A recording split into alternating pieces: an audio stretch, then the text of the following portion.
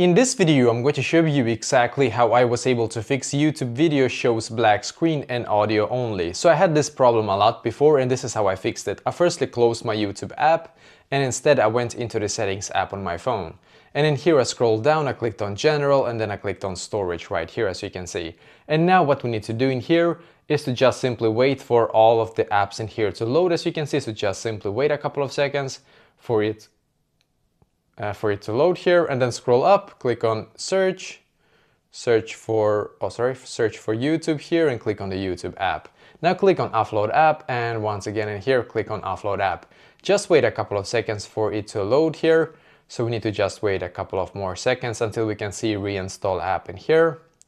So click on reinstall app now and then just simply wait for this process right here to finish. You can see on the app it says loading here now, so it's perfect. Will take you a couple of seconds to a couple of minutes to complete this process, just so that you're aware of that.